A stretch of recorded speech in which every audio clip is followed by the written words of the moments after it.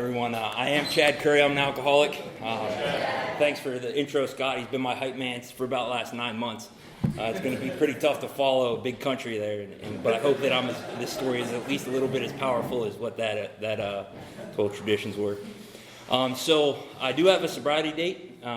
It's the 21st of September. Easy to remember by the Earth, Wind, and Fire song, in case anyone ever forgets. I was asked to come here tonight, and it's an honor and a privilege. Anywhere AA asked me to be, I try and be there, and that's all because of, as soon as I came into these rooms, I got a sponsor, and he told me I need to go wherever AA asked me to go. And I still live in fear of a little bit of if I don't do exactly what he tells me and tell him every little detail of my life, I'm going to drink and die. And I think that's pretty healthy. But almost everything I tell you tonight will be true, or at least to the best of my recollection. So our book tells us on page 29, what we're supposed to do when we tell our story. And I'm going to read that because nerves are a little bit higher than I like, and I don't want to try and paraphrase it and mess it up.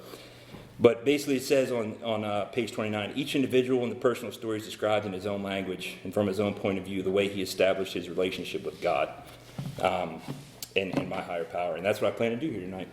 So in another place in the book, it'll tell us, I should tell you a little bit of what I was like, what happened, and what I'm like now. I was born in Lewistown, Pennsylvania. It's about 30 miles from State College, for those of you that are familiar with college football and the Penn State Nittany Lions. We are? No? Okay, no one else. Just me. Cool. So I was born to, two middle-class parents. They were divorced when I was about 6 years old. I have two older brothers that are 8 and 10 years older than me, Sean and Andrew. One of them is a member of AA as well. That's Sean, my oldest brother. He's an attorney in central Pennsylvania. My other brother, Andrew, dispatches trucks for Landstar. I only say that to give you background. Like my one works in logistics, kind of like I do at the center of the universe. I think we're all there. And then the other one that he can be a defense attorney and still be one of us. My parents gave me everything I wanted, right?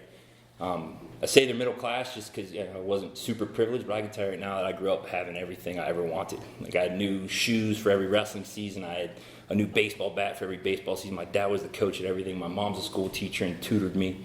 And they were just very loving. My mom's still an avid member of the church. I grew up with older brothers, which can lead to some debauchery. In grade school, I was always hanging out with older kids because I was always hanging around my brothers, and they were very influential at a young age. I don't blame them for anything that happened with my alcoholism, even though they kind of blame themselves, and we've kind of talked through that as a result of the 9th step. So I'll tell you about my first drinking experience. I don't really remember how old I was. I was like 13 or 14. It was at my brother Sean's fraternity, right? And it's like one of those like formals, right? I'm dressed even spiffier than I am tonight, because in Fayetteville, we don't have suits. This is as clean as we get. There were lots of women, like college-age women. My brother was drinking Jack and Coke. That was his thing. Or Captain Morgan and Pepsi. And like my brother's like, "You want a drink?" I was like, "Yeah," because he was old enough. So that tells me I was older than 11. But it was definitely before high school, so I was younger than 14. And he's like, "All right, we'll get him one." And I remember sitting at the bar, like it's a dance club kind of theme going on. It's a big open room like this, lots of pretty women in tight dresses. Scott lets you know how much I like them. I'll try not to touch on it too much. But like I watched the guy pour it, and you gotta remember, like at 13 years old, I don't know how much a shot is, right? Like there may not have been anything in there, barely anything, but like I remember drinking it and just feeling like I could conquer the world, right? Like this warm feeling that we all talk about just hit me from the throat all the way down to my belly. And I'm having fun. I'm dancing with all the girls, and I was like, this is it for me. I want to do this as much as I can. I didn't think about the times my brother, right, was like, as we're running through hallways at wrestling tournaments and after football games, and he's like falling down and breaking stuff and like sits on a styrofoam cooler. It was funny, right? That would be me about 10 years later. We'll get to that part in a little bit. And then after that, like I don't really remember really drinking heavy at all until I was about 14. I was decent at wrestling. In Pennsylvania, that's all you do. You play football, you wrestle year round. Like there's no real in between. So I would never do anything in the off season, or until the off season. So once the off season hit, though, and I was about 14 years old, my brothers are 22 and 34. Or 24, math, don't do math in public, I apologize. And I remember we got 151 for like a Saturday night. My dad had a new girlfriend, but he still had a house. We didn't move in there yet, and that was the place to be. Friday night after the football game, like all the guys and a couple girls would come to Chuck's house, right, and we would just party. But I remember we got 151, and like I remember just drinking until I blacked out, and then I was I got driven somewhere and like wrecked some girls like railing at her house, and I'd like go fix it the next day, but everyone thought it was funny, and I was like, oh, I'm the life of the party. This is it for me still. This is the greatest thing I've ever had. And from that point on until, I was probably 18, I drank any weekend that I could in the off season. But when you're cutting weight, you can't really drink too much. And then wrestling was over. My senior year, I got a real bad concussion. It was like in a big match. It meant a bunch. I thought it was the end of the world. And I started drinking every day after that. It was like my fourth one, so I couldn't go back out. My coach was my cousin, and of course, like I'm crying, my world is over. All my hopes and dreams are shattered. I'm never going to live a life, right? That was not incomprehensible demoralization. We'll get to that too. So basically, from my senior year when I was 17 until I left for college, I was drinking every day. I would always get a case of Yingling. I remember in high school, like Wednesdays, we had wasted Wednesdays. You could have like iced tea bottles, and we would get like a fifth of vodka, dump half the iced tea out, fill up half the fifth of vodka, smoke some outside issues, and then roll to school, because we would just leave it at my dad's house. He lived close, and we didn't have to leave it there. We could cut out at lunch and go do whatever we needed to do. And I remember like not remembering afternoons in high school, and like I'm still a straight A student. God is good. But like it was a weird dynamic too. My mom was a teacher forever. My uncle, who is an alcoholic as well, he's one of us. He was the superintendent. Like with my older brother, everybody knew the Currys. So I started getting a little bit of trouble after my senior year. I was way more into outside issues than I was drinking. It just made me feel better, and it was easier to get. So my buddy that would sell it to me was my cousin as well. It's a family affair and addiction in Mifflin County for the Currys. And we were coming back from a party, and like I remember being at this party, and the only thing they had to drink there was vodka. They were mixing it with like that old time country powder. That's it. There was no other mixer. It was awful. But they were playing beer pong. I had a real dry mouth, so I was like, well, bump it, I'm going to chug it. And I chugged it, and we're driving home. I'm like I'm in a different dimension. So I couldn't drive. My buddy's driving my car. We get pulled over because there was a headlight out that magically got fixed when we pulled away. But it's 2 o'clock in the morning, a bunch of teenage kids. And I got an underage. I blew a .02. I was like, I'm not an alcoholic. It's nothing to do with that. And my brother got me out of that scrape. And so, it was in the newspaper. Everyone found out about it. And my parents were like, you drink that much? I'm like, no. Beginning of the lies. And so I went to college, and I was supposed to wrestle at a small D3 school in central Pennsylvania. It literally like farms attached to the campus. And I went there. The coach had been recruiting me because like half my high school wrestling team was on the same team, and that's where everyone went when you couldn't wrestle at Penn State. And I was there for like a week, and I was like, dude, we're doing 2-a-days in August. I'm supposed to be getting drunk. So I quit. And then it was off to the races at that point. Doing like some reflection with my friend group, that's when I really started getting into other stuff. And looking back on it now, I know it was addictive behavior. I was super into nose beers for a while in college. And I was just taking whatever I could get my hands on. I didn't care what it was. And like it was anything to make me feel different, right? And that became the theme. Anything that could make me feel different. So obviously, when you're doing that every day, college doesn't go great. And my parents were paying for school at the time, and I'd always wanted to join the military. And this is now, I guess, like 2008.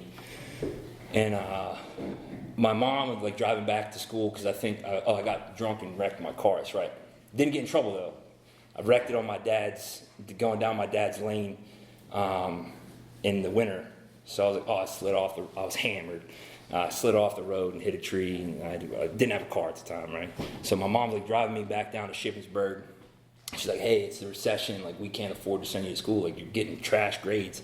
The only thing I had an A in was calculus, because I would just get really high and do math. That was my thing. It was like my favorite. I enjoyed it. Thanks, Mom, the math teacher. And so she brought up the fact, she's like, hey, like we can't pay for it anymore. Like, what do you want to do? I'm like, I want to take control of my own life. I think I need a geographical change. I'm going to join the Army.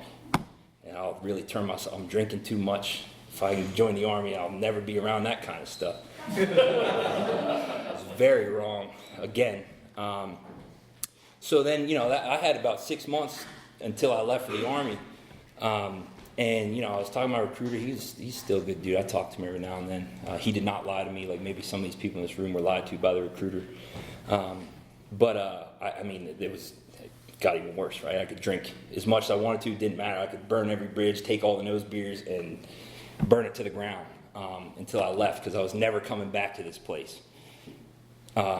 So it just did not end well. And at some point throughout that debauchery, I had another scrape with the law. I got real drunk one night at a friend's house, and I walked into a roommate's room and apparently opened the laptop, used it as a bathroom, closed it, and went back to bed. And she called me and was trying to leave me voicemail. I was like, this didn't happen. Well, it did. It was me. And my brother got me out of that scrape again. And I of course didn't blame it on the alcohol, right? It had nothing to do with that. I was asleep. It couldn't have been the alcohol. And I had to pay some short fine, and then I was on my way. So then we get to where I joined the Army, and just like probably everyone, I was sober and basic. I don't know what the kids are up to these days. They can pretty much get away with murder, but I was too afraid at that point. I got out of basic and got sent to Fort Bragg, North Carolina. I was trying to be special. It didn't work out because I got a DUI. And that was one of those situations where we were out for my buddy's birthday. He's drinking heavy. He gets kicked out of the bar. We're closing out his tab. He leaves. And I don't know if some of you remember that have some experience in Fayetteville of ITS. There was like a sports club, a cigar parlor, and a nightclub all in a row. So the cigar club was in the middle. That's where we all hung out, because the chicks would come away to get away from Joes like me. Into the cigar parlor. It was like shooting fish in a barrel. Well, this night, my buddy, for cheap beers, I'm talking, my buddy gets kicked out, and I'm like closing his tab, and I walk outside, and there's like a fight.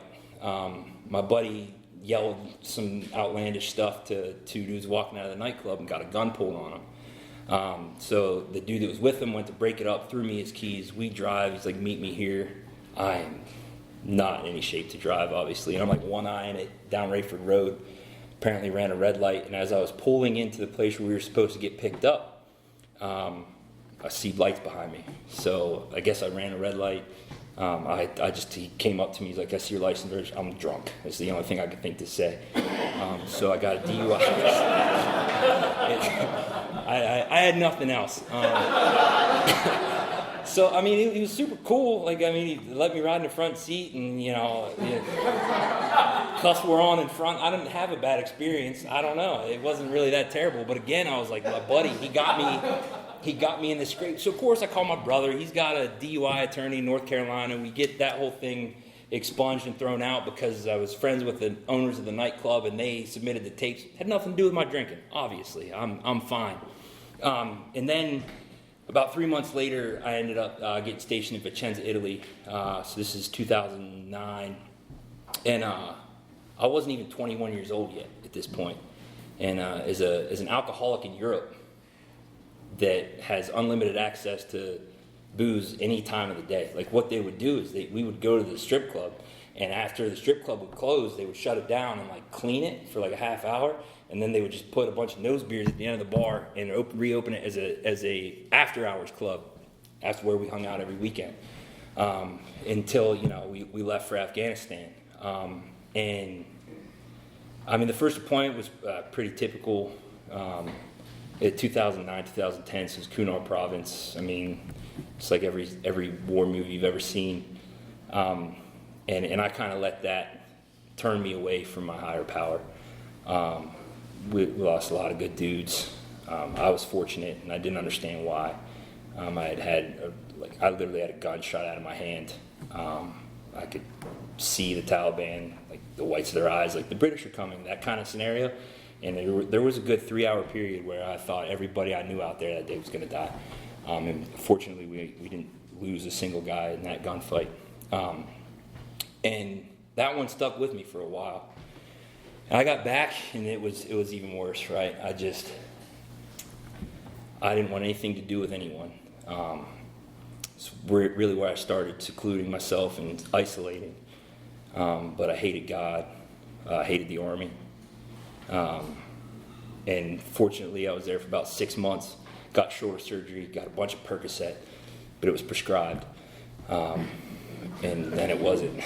And I drank every day when we got back. I drank every day. And I was on all kinds of meds that probably shouldn't have been drinking on. But it was my experience that if it said, do not drink or operate heavy machinery, I'm always thinking forklift. Like, I'm not thinking car or like, you know what I mean? Like, I'm like, I got a forklift license anyway. So I would drink. That's what I do. I'm an alcoholic. And I got married in that time frame. I guess I should touch on that. It's kind of important. And then I got orders. While I was in Afghanistan, I talked to some people, and I've been pretty fortunate in my Army career. I've kind of gotten to do everything I wanted to do. And I ended up going to Alaska, in Anchorage, Alaska, 6 months later. And then a year the day after I got back from my first Afghanistan deployment, we went back. And I was always fine. Like, I didn't drink on deployment. I didn't think about it. I never wanted to. Like, there was just a bigger mission, right? That's why I didn't think I had a problem with alcoholism. Like, I can shut it down for a month at JRTC. I can shut it down for a year in Afghanistan. I don't have a problem with it. And these are all just lies I told myself to, as maybe some of you have. I was really good at that for a while. And went back in 2011. I'm a young buck sergeant as a squad leader. And I was in the lead truck for 6 months, and this guy came in who, the replacements, like they have a band of brothers, he was a staff sergeant, real good dude, going through a divorce, was brand new to the unit, and we kind of did this 2-week left seat, right seat, for those of you that know what that is. Basically, he shadowed me, and then he replaced me the following week, and the day... It was May 5th. He had I had no kids at the time. He was divorced with 2 kids. The mother is one of us, and his kids were with his mother. And the day before, it was May 5th, we went on a patrol. He had to stay back because he had a court date, a Skype court date, for a custody battle with his kids. And I remember we came back from the patrol. We got blown up that day too. I was a magnet for those things, man. Like, no one in RC East hit IEDs, and I hit 4 of them, and it's insane. And we got hit by an IED, came back, like, he's like, I'm glad you guys are okay. Well, I got full custody of my kids. And we're like, that's awesome. Like, that's phenomenal. And then about 12 hours later, we went on a patrol, and we were in the lead truck, went down to go find some Haji Juma Khan hiding in the caves. He wasn't there. And on the way back, we got hit by a 475-pound IED. Initially, I don't really talk about this. Initially, the driver and the TC both died. And the driver was one of mine. He was a 19-year-old kid from Boone, as I think that's the proper way to say it. Boone, you can't say Boone. That's how the Yankees call it. Initially, they were both dead, and I got my glasses got blown off. Like, I came limping out. I wasn't really all there. But the one thing I remember that stuck with me for a very long time was the driver choking on his own teeth and blood, and had 2 collapsed lungs. And it, all this gear and truck stuff is on top of him, and we're just ripping it off. And I remember thinking, like, I'm never going to get to him. I'm never going to get to him in time. So they took those 2 out of there, and at the time that, like I said, they were both dead. And then it came back for me and the other guy in the back of the truck. And we were fine. Like I walked away. Like I didn't understand why. But I walked out of it, and I mean, yeah, I had my bell rung. I was bleeding out of my ears and out of every nook and cranny. But I ended up getting like 25 stitches and had a chipped tooth from a 475-pound IED. And I remember going back, and my brigade commander came in. And he was the first one to talk to me. He said, "Call your wife, tell her you're alive. It's all over the news." So I called her and did what I did for the other 3 IEDs. I said, "I got all my limbs," and then that was about as much as I knew. And then he told me that my buddy Tommy had gotten killed. That was the guy that just got custody of his kids, and that Chance was actually getting life flighted to Ramstein. Chance ended up living, the driver, still lives in Boone. Gary Sinise actually bought him a house. That's a sidebar. It's just cool, fun fact. And, you know, I had a lot of trouble cognitively with all of that. They kind of kept me there in country because I didn't want to leave, but I was blacking out randomly. And then I ended up getting sent to Walter Reed for a couple months, and the driver was there. He was at Walter Reed for about a year and a half. But I had to go and get a bunch of tests done and figure out why I was blacking out. My poor wife, like, we went to visit him, and then we were driving home from Walter Reed and going back up to Baltimore. For those of you familiar with the 95 corridor, they don't drive slow. And I had this cruise control set at like 75 miles an hour, just blacked out. I woke up to my ex-wife like, ah! Like, you need to go get help. So I did. I didn't really take it seriously. And, you know, I was there with Chance, and Chance and I would drink a lot there, and it just continued, right? I got back home to Anchorage, Alaska with my ex-wife, and that was the first time I really had any experience with anything AA, or had taken time to acknowledge the fact that I might be an alcoholic, where the big book talks about, right, more about alcoholism. We tried everything, right? It was, I would switch from beer to wine to liquor, no drinking before noon. I would only drink on the weekends, and no matter what, like, I would find a way, right? There was like a shopette that was right by my house, and I would always forget a spice or something, right, when I was cooking dinner. And I would pick up like 4 of the little mini bottles, smash them on the way home, dump them in the trash can, and go on with my life. And at that point, you know, I was like having a lot of nightmares, waking up choking the ex-wife, drinking to go to sleep. I couldn't sleep unless I was drunk.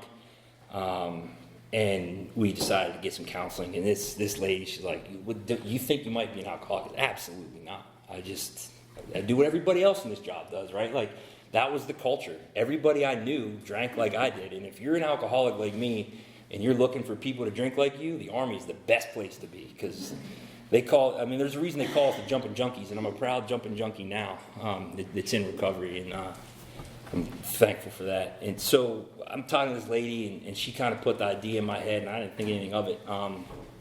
And so then we left and got orders to Fort Bragg in 2014. We left in June. Found out my ex-wife was pregnant with our first child on the way down, and I was great, right? Like, I'm pretty sure I drank throughout that 9 months, but I don't remember us fighting over it. So whether I was allowed to have 1 or 2, which I hated and never did, like, at this point, my ex-wife is trying to control my drinking for me, and I don't know if any of you have tried to control it for yourself. It doesn't work very well, but if someone else is trying to control it for you, you got 0% chance of that stuff happening, I can promise you. But I don't remember fighting. And my son was born, and this is probably the most embarrassing part of my story. About 3 days after I got home from the hospital in 2015, I just left. I left the house and went to a friend's house because I was good for 9 months. Like, ex-wife's home, baby's in the bassinet.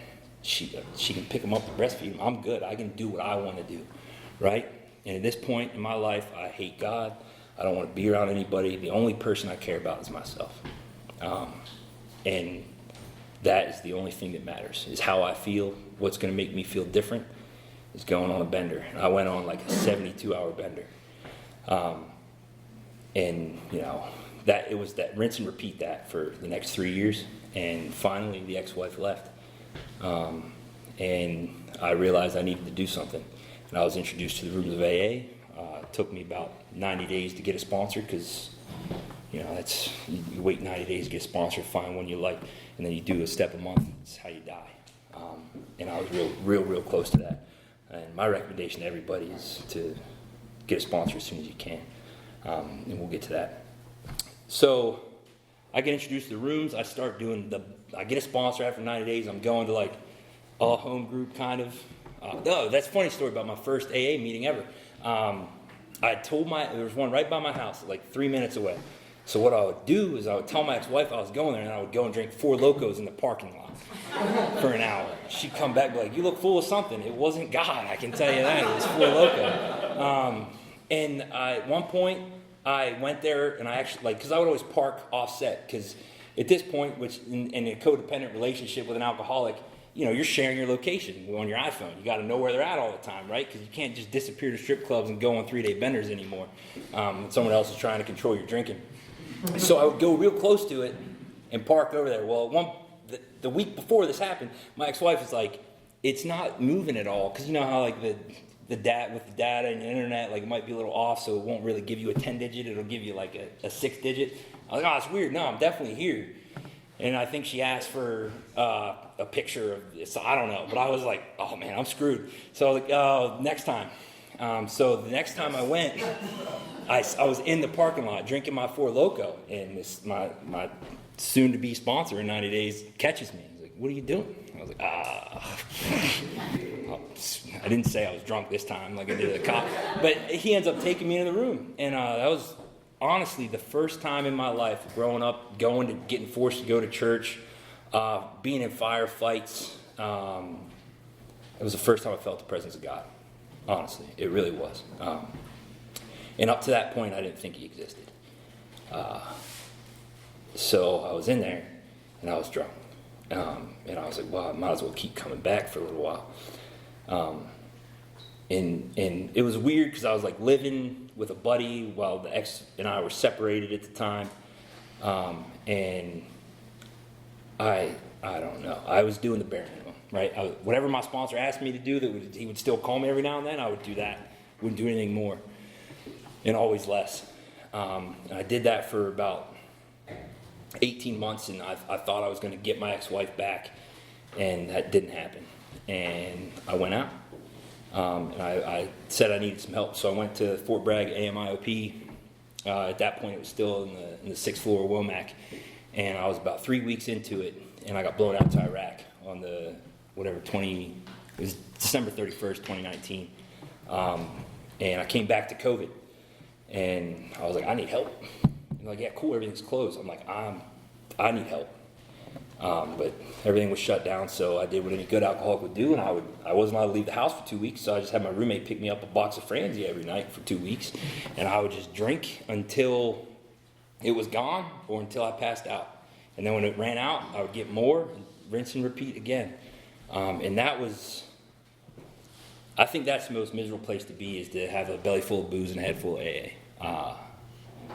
And that went on for, I don't know if that was April until September. And there was one night, I guess it would have been 20 September. I was that dude at the end of my drinking days. All I did was sit in my room and listen to YouTube videos. I would just go down a rabbit hole with like bluegrass music, which is still my forte. And I remember I went, and I was good and drunk. I was on like a 3-day bender, because all I had to do was like send like 3 emails in the morning. We weren't going into work yet, and then I would just keep drinking and black out and listen to YouTube. And I remember the day I said, I'm doing it today. I'm going to end it all. And I bought a gallon or a half gallon of Fireball. I just drink it on the rocks. I like cinnamon, apparently. And I drank as much as I could, and then at one point I got to a point where I was ready. I had a gun, I'm listening to YouTube, and I was good and drunk, and I finally had the nerve to do what I thought. And I remember closing my eyes and putting the gun to my head, and the next words out of that TV from a guy, Ben Todd, were, "You're too old to be in this condition, you're too young for the Lord to take in." And I remember dropping the gun and saying, F. I won't use that here. "Then God, please help me." And that was my God moment. Next day, I didn't put the booze down that day. It was the next day I went and said I needed help. And the Army gave it to me. They sent me to a treatment center in Wilmington. And I had known enough about the rooms to know that the only way I was going to get anything out of life was to do something different. So I went into Wilmington with a big book, and I did everything they asked me to do. Saw guys coming in and bringing meetings into the treatment center on Sundays. And I was like, this is it for me. And I was serious about it, right? And I was to the point where when I came out of there, still middle of COVID, it's October 1st or something. No, I went in October 1st. Oh, so I went through the DTs, not in a detox. And I didn't know you could die from DTs, from alcohol. Like I'm in the woods, in the field, like in my hammock, just shaking. The shadow men or Charlie's in the bushes, you know what I mean? It was terrible. And I didn't know until I got there, and of course, I think I'm still in control, right? And that's been my entire life, anytime I turn anything over to God, I would try and take back what I can control and figure out and try and manipulate that to whatever I could control. And I get to detox and they're like, oh, you're clean? I was like, yeah, I stopped. This was my last drink. They're like, oh man, you've been sober for 8 days. I was like, it's terrible. So I blowing in this thing, peeing a cup, zeros, clean. They're like, all right, well now you're going to detox. I said, whoa, I didn't say anything about a detox. I'm going to rehab. We can skip that part. I'm detoxing. Oh no. And that's just God showing me that I'm really not in control of anything. So I just shut up and went about my way.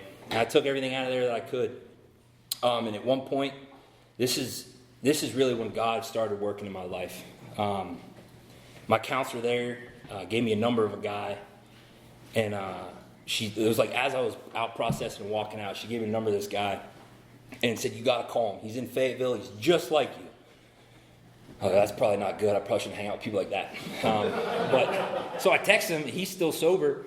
And I said, hey, come on out to this meeting. It was a Thursday when I got out, so the Celebrate Recovery they weren't meeting. So one of the group members at the Dream Center, they had COVID, I believe. And he said, next time we're meeting is Tuesday. Well, I didn't really know what else to do. So I started zooming into meetings. I had one of those temporary sponsors from treatment. I was calling, Colin was the guy's name. Some of you guys know him. I was calling him every day. And then I was talking to this guy, Charles, as well. Fantastic member. I just started growing my network. And what ended up happening was I went to this meeting on a Tuesday called A Vision for You at 336 Ray Avenue. We meet Tuesdays at 7 p.m. Come by. We'd love to see you. It's my shameless plug. And again, I felt this overwhelming presence of God. And there was a guy chairing. I knew the name of the group was A Vision for You. This dude's chairing. Seemed like he was on fire for AA. It was a big book study. We were in my favorite chapter, A Vision for You. I was like, this is it for me. I was like, man, at the end of this meeting, I hope this dude raises his hand and says he can sponsor somebody. And we wrap up that meeting, and he raised his hand, and I went to him and asked him to be my sponsor. He said, go read this questions and answers on sponsorship. And I was like, okay. I read the whole thing, called him, had some questions about it, and I think it was the very next day. I went over to his house and we started in the book. And that time of coming back from Iraq and getting sober, I don't think I looked in a mirror but 5 times. I probably missed spots shaving. I hated myself. I hated looking at myself. I hated everything about me. I definitely wasn't capable of loving anyone, let alone myself. And this guy that I asked to be my sponsor just loved me, right? That's all he did, and he showed me what to do in the rooms. And I knew, like I said at the beginning, I was so afraid that if I didn't tell this dude everything and do exactly what he told me to do and suggested, because I don't think he's ever told me, you must go do this. Probably wouldn't have worked out well for me. But whatever suggestion this man made, I did it. And I still try and do that today, just a little over a year in. And that's when I started to see all these changes in my life happen, right? The guy's connected to different churches. I say that because it provides service opportunities. And I was moving clothes and food trucks and all this stuff and helping all these other people. And I started to feel a little bit better, right? And at some point, something just clicked, and I knew that like this was it for me. And that journey with God has been incredible. It's gotten me to a point where my higher power uses me in other people's lives, and I actually have a network of friends that I've met all through these rooms that, like, I have people in my life that care, right? Like all that time drinking, all I ever had was drinking buddies, and if I wasn't available or I didn't want to drink like they drank, they disappeared, right? And especially at the end of my drinking days when they thought I was quitting, but I wasn't really, and everybody in the rooms couldn't talk to me because they thought I was out. I was just alone and I had nobody. I have not felt like that since September 21st. And I know that I have, I don't know, probably 100 people. And there's a lot of them in this room that I could call with any problem that I have. And they just love me, right? I've never felt so loved and taken care of. And that's what this program gives people, right? Like, we should just give away what was so freely given to us. And I've tried to do that. And where that has led me is it's led me to a sponsor that has a sponsor that has a sponsor. And they all help other men. And it's led me to be able to help other men in the book. And, you know, I can see God working in everything. Just like I went to buy a new car back in August, I think it was. And you know, I'm in charge of nothing, right? I just try and let God work through me as much as I can, and I've done that. I've gotten to this point by, you know, it may start with reading the daily reflection every morning, and then saying the third step prayer, which I didn't realize could be permanent, and only needed to be done once, because I thought I was going to have a big problem with that third step, because I was looking for perfection. And I realized there's only one person ever walked this earth that was perfect. I'm going to try and live like that for the rest of my life. And then I would, you know, it has developed into this kind of like it was at the beginning. For our co-founders, there was this hour I spent in the morning with God, and I've been able to discern kind of my will and His will. Because what I've learned over 32 years of debauchery is that if I think something's good, it's absolutely not. Like if it's from me, it's not going to go well. And I mean, even in recovery, I've had to learn that lesson, right? Thanks, Scott, for telling everyone that before we even started. But that's where it started, and it's led to just a place where, like, I mean, I got a great relationship with my ex-wife. She's got a boyfriend. I don't care. I met him. Like, I just want everyone to be loved. I want my kids to be loved. I hope that she's happy, because I can't. I couldn't. I don't think I could ever do that. And what God has done is given me a peace of mind, and I know that, like, if something were to happen, you know, I didn't understand my purpose in this life, and I thought that, why did God save me through all this? And I can tell you now, it wasn't so that I could be a worthless piece of crap, be a terrible father.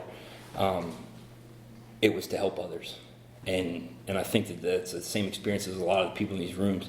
And all this program has done for me is show me how to help others and how to give others happiness. Because there's a lot of people that could use some love, and I think that goes for everywhere in the world. And it's just crazy to see that what this started as, right? It's just three guys in a hospital bed, and it's changed my entire life. I don't really know where I was going with that for a second. But other things that have happened as well. The car story. Yeah, thanks, Megan. So I'm going to buy this new car, and there's this guy there, right, that sold me my last one, and I don't even know what, we were like test driving the car that I have now, and this dude was like, "Yeah, what's been going on? You still married?" Because the last time I saw him, my ex-wife and I bought the car. And I was like, "No, she's long gone, dog." And we're up and done, and I'm like driving down this country road, and this guy's like, "Yeah, so like, what do you do now?" I mean, I do something in recovery about 7 days a week. Like, I'm helping other guys. I go to church on Sunday. It's recovery based. I go to a meeting as much as I can. I try and help other people as much as I can, even if, you know, they're not my pigeon. I'll help other guys as people, and just love them. And he's like, "Why do you say that?" I said, I don't know. God told me to. And he starts crying. He's like, I was in recovery for 18 months and I just relapsed on meth 3 days ago. That guy apparently is still sober. I haven't seen him, but he has been going to meetings in Raleigh. There's been sightings. But that's just, that's one small story. And I was reading a book not too long ago that, the most profound thing I got at the beginning of that book was that if all of our thought life was projected on a screen, like how scary would that be? And it took me probably 11 months and 29 days to finally get to that point in recovery as well, where everything that I was using to replace how I was feeling that wasn't alcohol, I had to turn it over to God too, and that's life-changing as well, to know that, it got to, there's been many things, right, whether it's cussing or women or, I don't know, try to manipulate people at work and using my power, right, because I'm in the Army, I got all this rank and money and stuff, look at what I've done, none of it's mine, and I would just get to a point continually where I just drop to my knees and say, God, I can't do this anymore, help me. And it's led to a phenomenal life. Granted, I didn't drive up here in a Lamborghini. I don't own a $4 million house. But what I can tell you is over the last year, I have not put a loaded gun to my head, and I have not wanted to. And I've just come back into these rooms and tried to go and support my people where they're speaking. I try and help as many guys as I can. I am honored to be in rooms with the likes of the people of this room, because I know that most people in here are like-minded like me to this point where all we want to do is help and love people. I think the world would be a lot better place if a lot more people did. So I guess what I challenge you to do is just help someone, right? And just love them. And if you get nothing else out of it tonight, I hope you take that away with you. So thanks for letting me